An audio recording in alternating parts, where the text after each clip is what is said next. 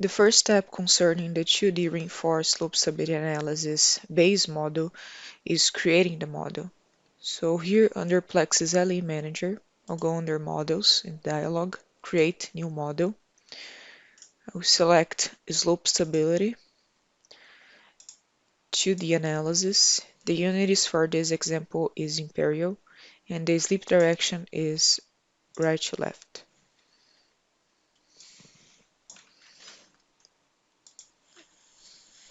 I will name it embankment01.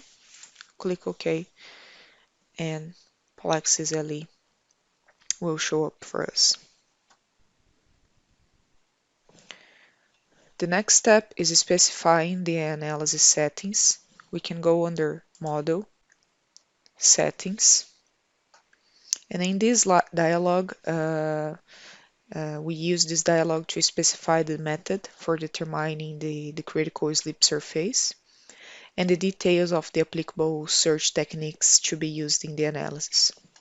So under sleep surface, we're selecting keeping the right to left, and the sleep shape is circular. When we select circular, we'll see that there are some options related to the search method. In this example, we'll keep the use of entry and exit. The calculation methods used is just Morrison price, so we select GLE. And I can also come here under the conversions and switch the number of slices from 30 to 50. Besides that, I can also adjust the minimum slide surface depth. In this case, I will enable this change and switch from 0.01 feet to 10 feet. Click OK. Now the next step is entering the geometry in the model. For this specific example, the model geometry is defined as a set of regions.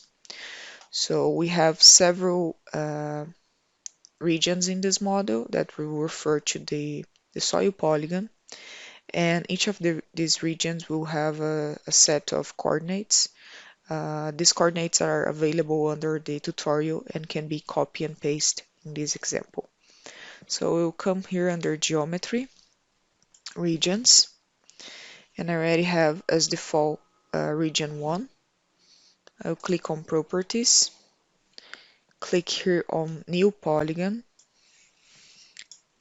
and we'll copy and paste the coordinates related to this region, as you can see here in the canvas.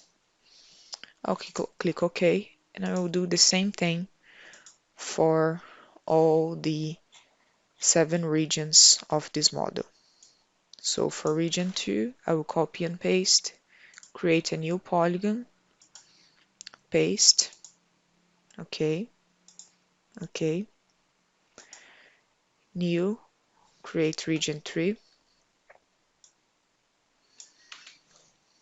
properties, new polygon, paste, make sure that the coordinates are being, we are pasting correctly. Okay, region 4, properties, new polygon, select the coordinates and paste. Okay, okay, region 5,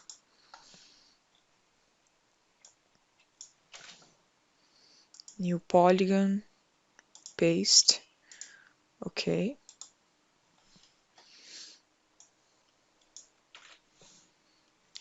region 6, properties, new polygon, paste.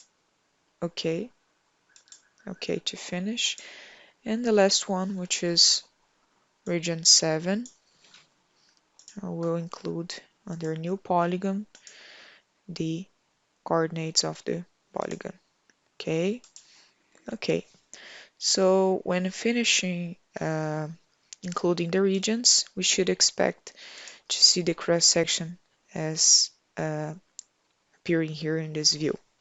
Another option that we would have is importing the geometry from an existing model, and this could be done under geometry import from an existing model. So if you're already creating a certain model with the same cross section, you could just import the model and build the geometry in a faster way. The next step is applying the material properties. So we'll come here under Materials, Manager, and create the material properties of the model. In this case, we have also 7 materials. We'll include one by one. The first one is the embankment fill. I'll click on New, include the name. I'm using here the method more Coulomb, which is this option here. Click OK, and then the material properties dialog will appear for us. In this case, the cohesion I'm setting as 0, friction angle 32, and unit weight 125. Okay, and I'll do the same for the other materials as well.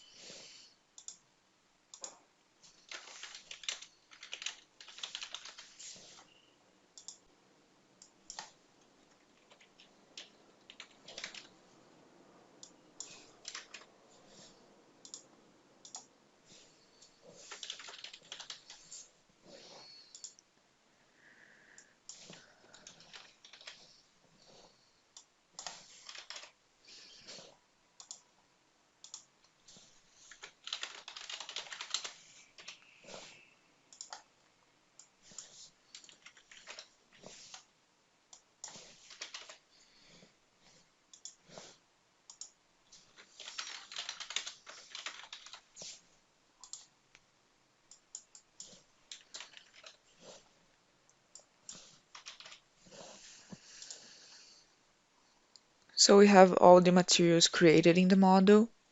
I'll click OK. And the next step is applying the materials to each of the regions, to each of the soil polygons. So we can come here under Geometry, Regions, and specify for region 1 the embankment fill, colluvial 1, silty and clay, sand and gravel, rock fill, colluvial 2, and glacial 2. We could also select directly here on canvas, right click, and apply or change the material in the region. Next step is specifying the search method geometry. So here under ellipse, we can select entry and exit and include the coordinates referring to the entry range and the exit range. So for the entry range, we already have the coordinates used in the tutorial. I'll just copy and paste, and you define the increments as 10. You can see here that this red line will appear for us on the top of the model. The exit range will be from x0 to 335, and the increments will set to 10. You can see that the white coordinates is set automatically in the model. Besides, the radius increment is also 10. Click OK, and we can see here that we specify the entry and exit range. Next step is specifying the pore pressures in the model. In this example, we are going here under Pore Water, Settings, and in this model, a piezometric line and a water table will be used. So in order to specify the water table, we can come here under Pore Water Pressure method and select the option Water Table. I'll have two dialogues, Water Table and Piezometric Line. I can select first the water table. I already have the coordinates of the water table, so just paste the points. And in this case, so I'm just applying this water table to all these regions with the exception of region 4. I'll click OK. And I'm also adding a piezometric line which will take effect on the region 4 specifically. So for the piezometric line, I can paste the points as well and apply the piezometric line to region 4. Okay, okay, and we can see now that both pore pressure lines are applied in the model.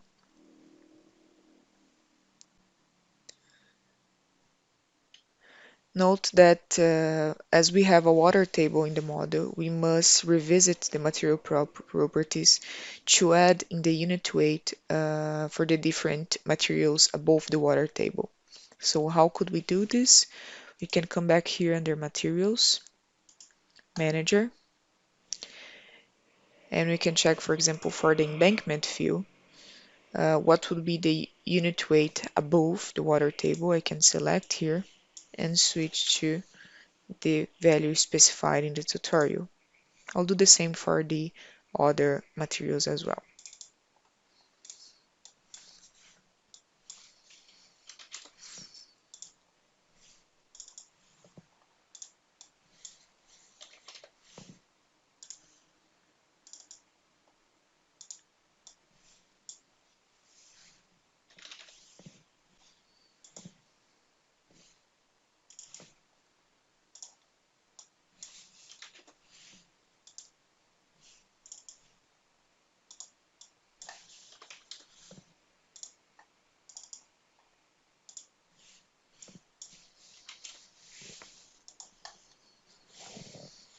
Click OK. The next step to finish building the model geometry is specifying a load condition. For that, we can access here under Loading Dialog the option Distributed Load. So we can come here under New Distributed Load. We will apply a vertical distributed load with a vertical orientation, a constant type, and the magnitude will be here 360. In this case, we can include the coordinates of the range in which the load will be applied, or we can select here for region 1, which is the region applied in this model, and pick the coordinate 475, click OK, and we can create here. I will just click Enable because I want to include this load in the model, and then next load we can create here under New Distributed Load, so the same magnitude as well from the one before. And here we can come under Select. We are handling also region 1 and picking this specific range of coordinates. I'll click OK. I'll click on Enable. OK, and we can see the two distributed load apply to the top of the model. We're going now to run the analysis, so we can come here under Solve, Analyze. We'll save the model.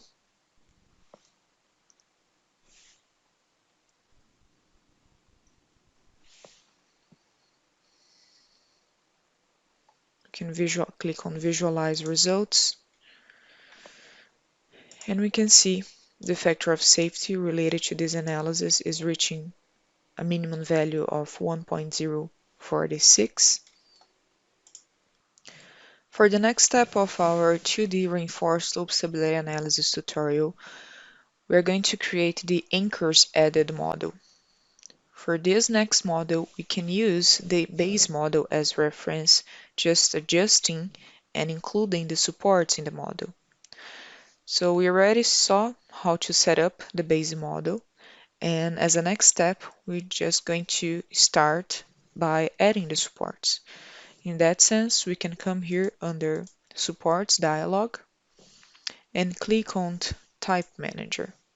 The Support Type Manager dialog will appear for us, will open, and we can create a new support type.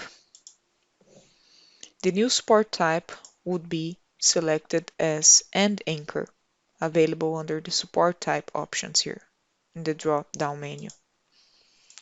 I'll just name it End Anchor. I'll click OK, and the support properties referring to this End Anchor will appear for us. I'm selecting that the force application is active and the out-of-plane spacing is 10 feet. I'm also adjusting the tensile capacity to the value provided in the tutorial. Click OK. OK. And now we are going to apply the supports in the model. To do so, we can come here again under Supports and Geometry.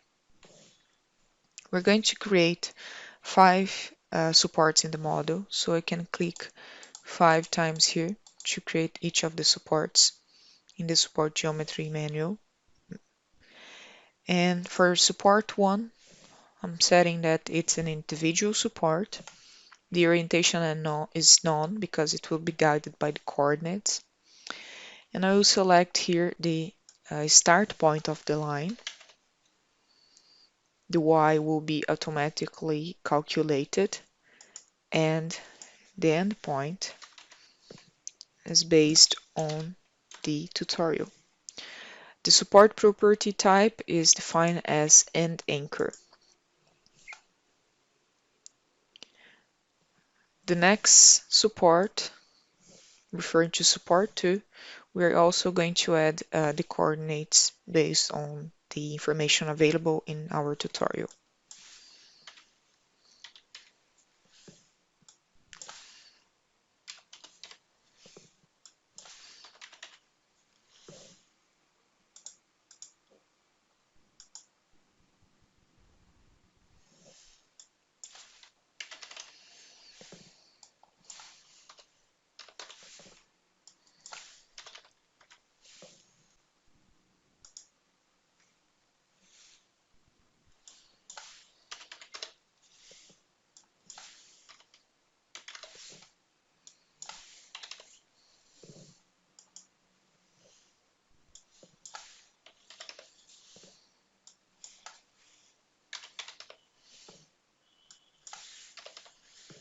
After including the support line coordinates and also the information in terms of support property type for the 5 elements, we'll click OK and we'll be able to see the 5 supports included in the model.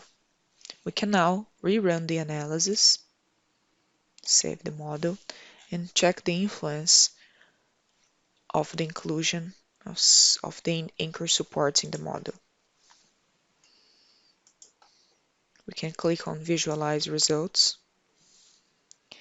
In the results of the calculation of this factor of safety and also the critical slip surface for the Mohr Coulomb method are shown here in the output. The calculation is providing a factor of safety of 1.6 approximately, and also the support force distribution is shown along each support in the model. So we can see the acting forces along each of the support based on the input properties defined for this element. For the third model related to the 2D reinforced loop stability analysis tutorial, we are going to adapt the second model referred to anchors added in order to take into effect not only the anchors but also micropiles in the model. So this is the third model called anchors and micropile edit, and we can reuse the anchors edit model. For this last step, we are going to add again supports in the model under supports dialog, type manager. And in that sense, we already have the end anchors added in the model, and I'll include a new one, picking the option piles, micropiles. I'll name it micropiles, click OK, and adjust the support properties referring to this micropile. So the force application is active, the out of plane spacing is 10 feet, and also the pile shear strength is adjusted to the value provided in the tutorial. I'll click OK. OK. The next step is come here again under supports dialog, geometry, and we are going to include three additional supports in the model. So support 6, 7, and 8. For the support 6, I will set the point of line X as 278. Y coordinate is automatically calculated. And I'm adjusting here the support type to micropiles. So in that sense, I can block the X endpoint of line because it's a vertical pile. And I will define again 278 and the Y coordinate here 271. I'm clicking on show support is enabled, and also it's an enabled support in the analysis. The support 7, I'm switching to micropiles and also adjusting the coordinates based on tutorial.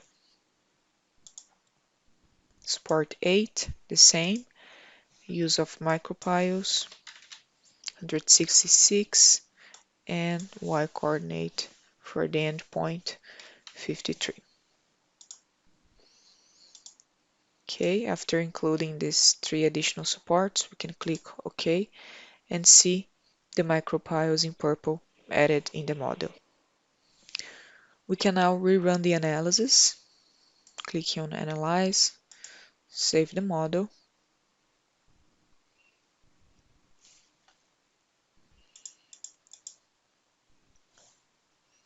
visualize results, and now we can see that the final factor of safety for the third model is 1.7 approximately, and also the support force distribution applied to the micropiles and also the end anchors are plotted in the output view.